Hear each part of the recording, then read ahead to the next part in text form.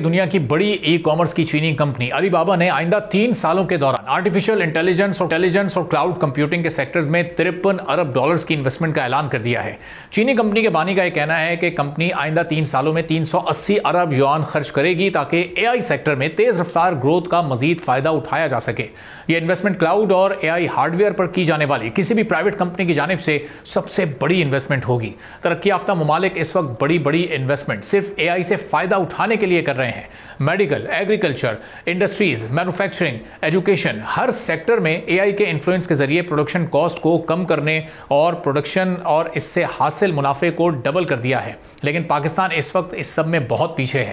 پاکستان کے پیچھے ہونے کا اندازہ اس بات سے لگایا جا سکتا ہے کہ آج تک پاکستان میں پہلی اے آئی پالیسی ہی لانچ نہیں کی گئی ہے۔ قومی اسمبلی کی قائمہ کمیٹی برائے آئی ٹی کو وزارت آئی ٹی کی جانب سے بتایا گیا ہے کہ پاکستان کی اے آئی پالیسی کا ڈرافٹ تیار کر لیا گیا ہے، جسے چند دنوں میں منظوری کے لیے کابینہ کو بھجوا دیا جائے گا۔ وقت پہلے ہی بہت زیادہ گزر چکا ہے، لیکن ابھی تک پالیسی کا کہیں کوئی ذکر نہیں ہے۔ اے آئی پالیسی کے تحت 10 لاکھ نوجوانوں کو تربیت دینے کا ہدف رکھا گیا ہے۔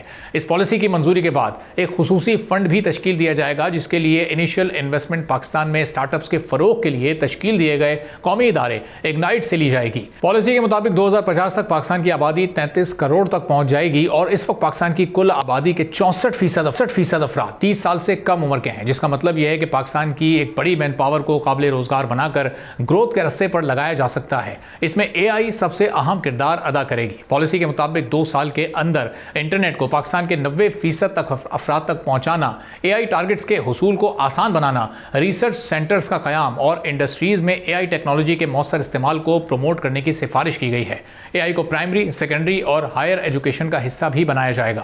ماہرین کے مطابق اگر حکومت اے آئی پالیسی کو کامیابی سے نافذ کرنے میں کامیاب ہو گئی اور انفارمیشن ٹیکنالوجی کے یوز کو بڑھانے میں کامیاب ہو گئی تو پاکستان کی اکانومی چند ہی سالوں میں بہت آگے نکل سکتی ہے، کیونکہ گلوبلی اے آئی اور آئی ٹی سے بھرپور فائدہ اٹھایا جا رہا ہے۔ خاص طور پر ای کامرس سیکٹر میں اے آئی نے بزنس کو تیز کر دیا ہے۔ آج ای کامرس دنیا کی ایک بڑی انڈسٹری سمجھی جا رہی ہے۔ پاکستان ای کامرس سیکٹر میں اس وقت 46ویں نمبر پر ہے۔ پاکستان کی ای کامرس اس وقت آمدنی تقریباً 5.2 بلین ڈالرز کے قریب ہے۔ آئندہ 5 سالوں میں پاکستان کی ای کامرس مارکیٹ کی انکم 7 بلین ڈالرز تک پہنچنے کا تخمینہ لگایا گیا ہے۔ اب ایک طرف ترقی یافتہ ممالک ہیں جو بڑی انویسٹمنٹس کر رہے ہیں، ایک طرف پاکستان ہے جو کہ اس وقت تک صرف پلاننگ ہی کر رہا ہے، ابھی تک اپنی پہلی پالیسی کو بھی نہیں لانچ کر سکا ہے۔ سبسکرائب کریں اور بیل دبائیں تاکہ کوئی خبر رہ نہ جائے۔